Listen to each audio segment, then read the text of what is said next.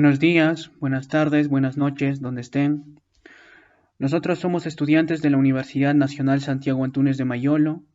Conformamos el equipo Arcueductos en la asignatura de Historia de la Arquitectura 4, cuyos integrantes son mi persona, James Guamán, el compañero Leandro Julca, el compañero Harold Maguiña y el compañero Luis Manrique.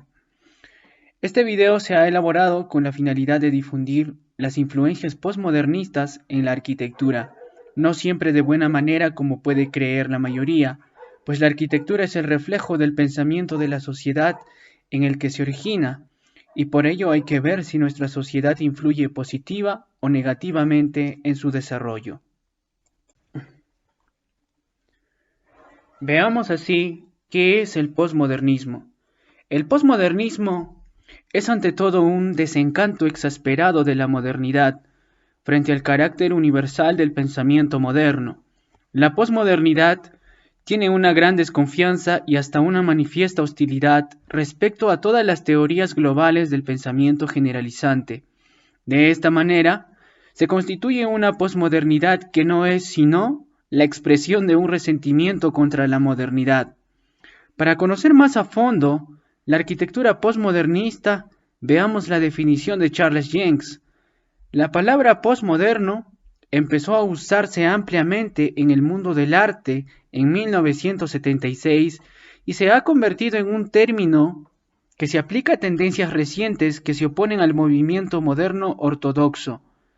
Recogido por Newsweek y revistas similares, se aplicó indiscriminadamente a cualquier edificio que fuera diferente a las cajas paralelepípedas del estilo internacional. Por lo tanto, posmoderno se aplicó a cualquier edificio con formas retorcidas o sensuales, afirma Jencks. ¿Pero qué caracteriza entonces al posmodernismo? Pues, primero, la filosofía occidental creó dualismos, en cambio el posmodernismo mantuvo una postura híbrida o pluralista. Su segunda característica, la verdad es una cuestión de perspectiva o de contexto antes que algo universal o absoluto. Su tercera característica, el lenguaje moldea el modo de pensar y no puede existir pensamiento sin lenguaje. Y por último, el lenguaje es capaz de crear de manera literal la realidad. Pero ¿cómo era la crisis de la modernidad? Como afirma Jencks, la arquitectura moderna murió en el St. Louis, Missouri, el 15 de julio de 1972 a las 3:32 por la tarde, cuando a varios bloques del infame proyecto Pruitt-Igoe se les dio el tiro de gracia con dinamita. Previamente habían sido objetos de vandalismo, mutilación y defecación por parte de sus habitantes negros, y aunque se reinvirtieran millones de dólares para intentar mantenerlos con vida, reparando ascensores, ventanas y repintando, se puso fin a su miseria. ¡Boom, boom, boom! Pero esto es el fin del movimiento. Veamos cómo se originó entonces este final. Pues los hoteles a lo largo de la carretera al aeropuerto de Londres, como el Penta, con 914 habitaciones, y el Churchill, de 500 habitaciones, presentaban deficiencias funcionales y eran altamente criticados por ello. Esto por mencionar solo algunos de ellos, porque realmente conformaban todo un conjunto de hoteles, tanto que llegó a denominarse Hotelandia. Una revista describe al Hotel Churchill como una típica combinación de estilo revival con servicios modernos. El folleto de propaganda también afirma: su coche se desliza hasta detenerse bajo la cubierta de una porte-cochère. La puerta se abre, una rápida mirada le revela caras uniformes, una mano tocando el ala del sombrero en un medio saludo. Buenas tardes, señor, por aquí, por favor, y entra en el recibidor. Ante usted se extiende un gran hall, frío, distante y casi blanco. Los candelabros de cristal bañan con su suave luz los suelos y las columnas de mármol. Hay gente, pero no hay mucho ruido. sosegadas emociones y es elegante. Este es el Churchill. Quizás si Robert Adam hubiera podido disponer de acondicionadores de aire y de focos empotrados en el techo, habría conseguido algo tan frío y distante como esto. La frialdad de esta descripción no se le pasó a ningún crítico quienes arremetieron contra el modernismo. Un aspecto recurrente de estos hoteles construidos entre 1969 y 1973 es que poseen instalaciones muy modernas, tales como aire acondicionado, enmarcadas en estilos del viejo mundo que van desde el rococó, gótico y segundo imperio a una combinación de estos tres estilos. Esta fórmula del viejo estilo y las instalaciones modernas ha demostrado tener un éxito inmejorable en nuestra sociedad de consumo, y esta suplantación ha sido el mayor reto comercial a la arquitectura moderna. ¿Y cuáles fueron las causas? Fueron económicos, pues el Estado capitalista social carece de dinero y el monopolio concentra la riqueza. Otro causante fueron las motivaciones, porque mientras el sector público buscaba solucionar problemas de vivienda en la población, el sector privado buscaba enriquecerse a toda costa. Otra causante, las relaciones entre el cliente y el arquitecto también son problemas, pues tanto en el sector privado como en el público muchas veces los arquitectos no tienen contacto con los clientes. Los estilos también constituyen problemas, pues son impersonales en el sector público y ampulosos y hedonistas en el privado. Como estos, tenemos problemas de ideología, de contexto, de tamaño de proyectos, de tipo de edificios, etc. ¿Y cuáles fueron sus fundamentos teóricos? Primero, el modernismo tiene una relación con la filosofía positivista, precedida por Augusto Comte, según el cual el carácter fundamental es considerar todos los fenómenos como sometidos a las leyes naturales invariables, cuyo descubrimiento preciso y su reducción al menor número posible es el fin de nuestros esfuerzos. Se trata entonces de priorizar los números, afirmando que aquello que no puede ser verificado mediante cálculos no tiene validez. Por ello, la cotidianeidad del ser humano será categorizado y clasificada en la primera carta de Atenas en las funciones elementales de habitar, trabajar, circular y esparcirse.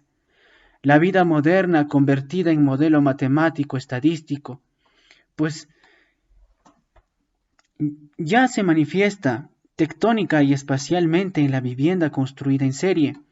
El bloque de viviendas que encuentra su más ilustre prototipo en la United Habitation es una invención de la modernidad. La negación de la individualidad personal se materializa en una casa de tipo colmena.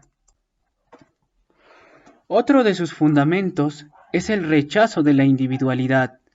El hombre propiamente dicho, dice en el fondo, no es más que una abstracción. Lo único real es la humanidad, sobre todo en el orden intelectual y moral. Esta reducción del ser humano a un número, a la formulación matemática que es la base metodológica del positivismo de Comte, encuentra su reflejo en la búsqueda del existence minimum, de la vivienda mínima. Abstraer la vida humana en una red de funciones, relaciones, procesos, cuantificaciones. Este sujeto no es otro que el hombre tipo Le Corbusieriano, la familia tipo estadística, ese constructo mental que permitió a los arquitectos ortodoxos objetivar su comportamiento social y cuantificarlo en aquella experiencia casi delirante que fue el existence minimum. Las críticas que se suscitaron en torno de la arquitectura moderna fueron de tres tipos. Primero, el univalente, debido a que buscan la unidad y que por ello simplifican las estructuras y utilizan poca textura y diversidad de materiales. Ejemplo de ello, el Lakeshore Drive Housing de Mies van der Rohe en Chicago. Respecto a esto, el primer uso clásico del muro cortina Estableció la fórmula válida para todas las variantes que Mies realizó hasta el final de su vida. Aquí la línea de la fachada de acero negro no tiene profundidad y a las cortinas que hay detrás del vidrio se les permite descansar en cualquier posición. Problemas, ambos que Mies más tarde resolvió. Pero el gran problema de verdad, el de que las viviendas parecieran oficinas, nunca se discutió. Además, su primer uso clásico del muro cortina fue en una vivienda, no en una oficina, y es obvio que no era por razones funcionales o de comunicación, sino porque estaba obsesionado en perfeccionar ciertos problemas formales. Mies se concentró en la proporción entre el panel y el perfil, el resalte de éste, la superficie de vidrio, las columnas portantes y las líneas de articulación. Guardaba detalles a escala natural de esos elementos cerca de su mesa de dibujo para no perder de vista a sus seres queridos. El segundo tipo de crítica es el formalista univalente y simbolista fortuito, porque priorizan las formas aún sin justificación. Ejemplo de ello, el Centro Cívico de Marine Country de Frank Lloyd Wright en San Rafael, California. Este es un producto característico de la arquitectura formalista. El edificio está basado en la continua repetición y transformación de varios modelos de inciertas armonías entre el azul pálido y doradas chucherías que recuerdan a un ambiente de Helena Rubinstein. Los arcos superpuestos pueden asociarse con un acueducto romano. Estos desmienten su función de comprensión y cuelgan con sus contoneos dorados en tensión, algo también dorado entre minarete y pilar totémico, con connotaciones aztecas y mayas, corona a este centro ciudadano, tal que solo le falta la ciudad. En su defensa, uno puede aplaudir su imagen apremiante y surrealista que se justifica solo en términos de su extravagancia kitschera, pero mucho más, al igual que el Centro Cívico de Chicago. Ya mencionarle no nos dice nada muy profundo acerca de la relación de los ciudadanos con él. Jenks lo califica como hecho de cartón oropel y fruslerías doradas, coronado con un minarete azteca, con espacios internos como boleras y con un tejado de opalino azul celeste con semicírculos en forma de recortes galleta. Esta excelente pieza de kitsch, es decir, una estética cursi o pasado de moda, ¿no? Desafortunadamente no intencionado.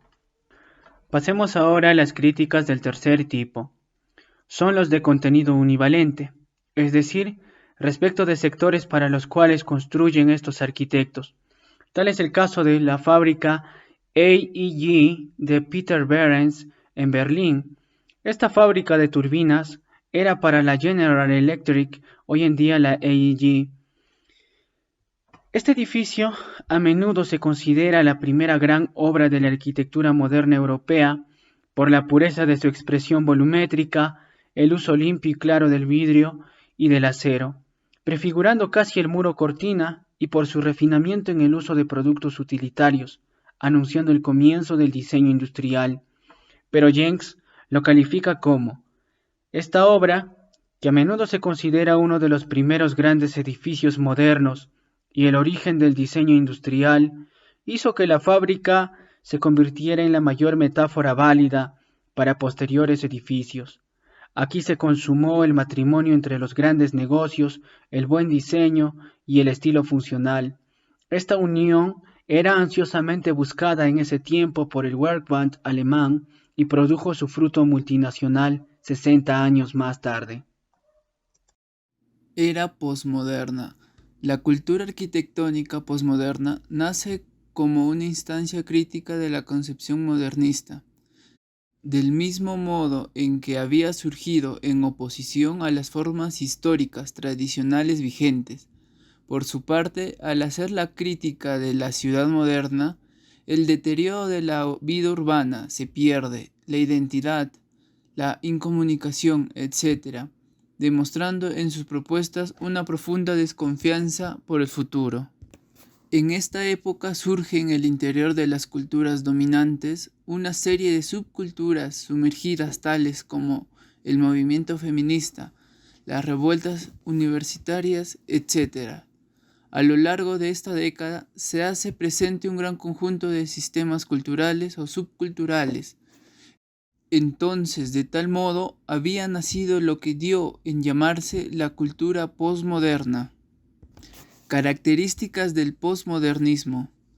Algunas características que podemos resaltar del posmodernismo son: trata de remendar los errores de la modernidad, rescata los valores del pasado y las reinterpreta adaptándolas, reconoce las diversas culturas con el mismo valor, la pluralidad y el simbolismo. Influencia de Le Corbusier en la arquitectura posmoderna. Volúmenes simples, composiciones geométricas a través de volúmenes puros. En este movimiento la composición siempre hace referencia a algo. Superficies definidas, una sutileza en el tratamiento de las superficies y asimismo un respeto por el contexto propio del movimiento.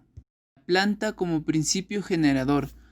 Planta o primer piso es fundamental para poder realizar una edificación, siendo la parte más importante de la construcción. La arquitectura debe someterse a los trazos geométricos reguladores. Son el medio para poder crear orden y belleza. La casa debe construirse en serie. La construcción debe de tener una secuencia con la finalidad de generar más espacios y de minimizar gastos económicos. El deconstructivismo como búsqueda formal y expresiva en Europa y Estados Unidos. El deconstructivismo es un movimiento arquitectónico que nació a finales de la década de 1980. Se caracteriza por la fragmentación, el proceso de diseño no lineal, el interés por la manipulación de las ideas de la superficie de las estructuras y, en apariencia, de la geometría no euclidiana. Por ejemplo, formas no rectilíneas, que se emplean para distorsionar y dislocar algunos de los principios elementales de la arquitectura, como la estructura y la envolvente del edificio. La apariencia visual final de los edificios de la escuela deconstructivista se caracteriza por una estimulante impredecibilidad y un caos controlado. Historia, contexto e influencias. Modernismo y posmodernismo. El deconstructivismo desempeña en la arquitectura moderna un papel opuesto a la racionalidad ordenada del movimiento moderno y al posmodernismo. Aunque tanto los posmodernistas como los deconstructivistas expusieron sus teorías conjuntamente en la revista Oppositions, estos artículos abrieron también una brecha decisiva entre ambos movimientos. Los deconstructivistas adoptaron una postura de confrontación contra la arquitectura establecida y la historia de la arquitectura, mostrando su deseo de desensamblar la arquitectura, mientras que los postmodernistas volvieron a abrazar a menudo astuta o irónicamente las referencias históricas que el modernismo rechazaba. El deconstructivismo rechaza la aceptación postmoderna de estas referencias, igualmente rechaza la idea de ornamento como decoración. Filosofía deconstructivista.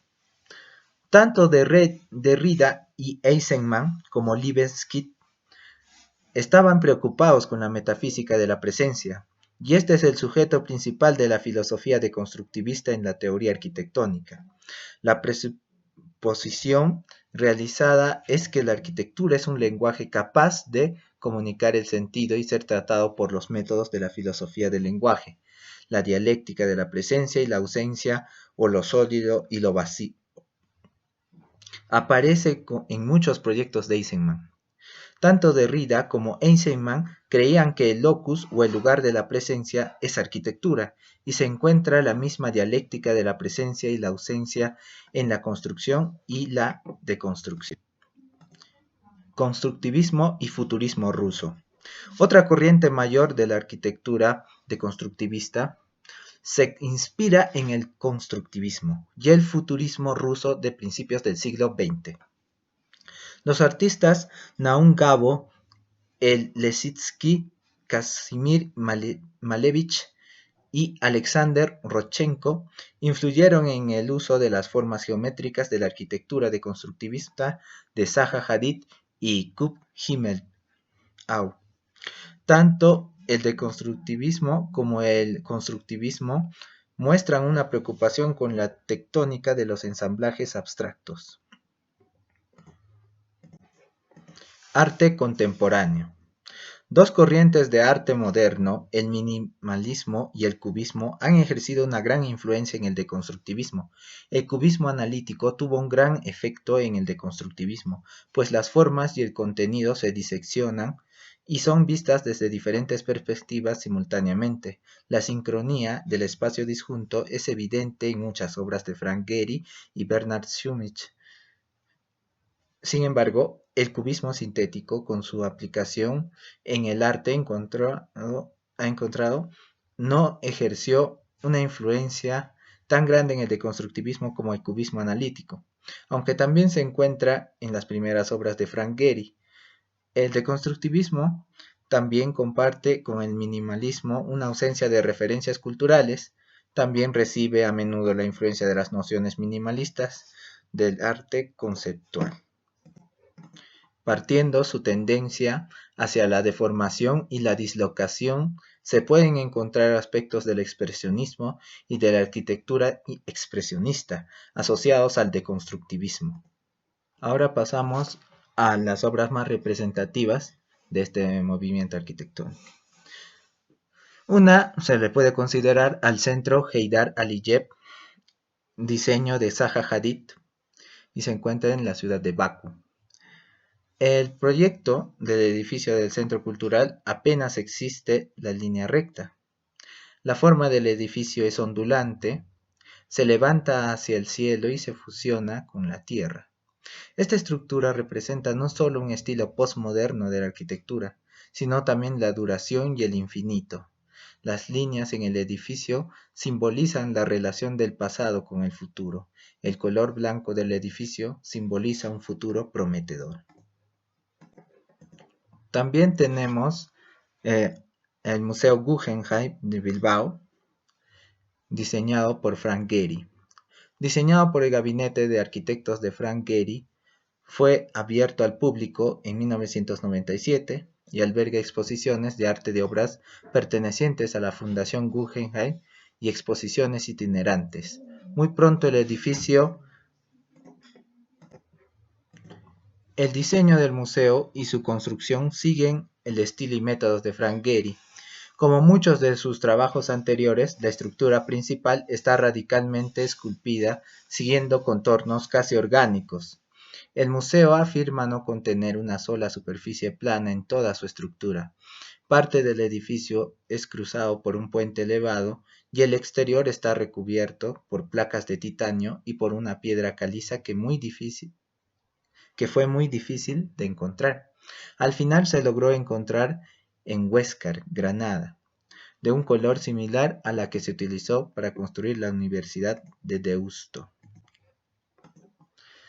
Y por último tenemos a la sede de la Televisión Central de China, diseñado por Rem Koolhaas.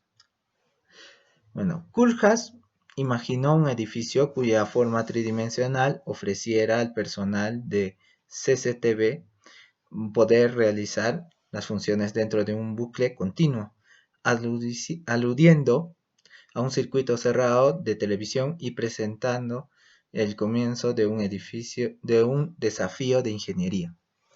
El nuevo edificio consta de dos altas torres en forma de L, unidas en la cima y en la base en un ángulo que forma un lazo, y que ha sido descrito como una cruz en Z.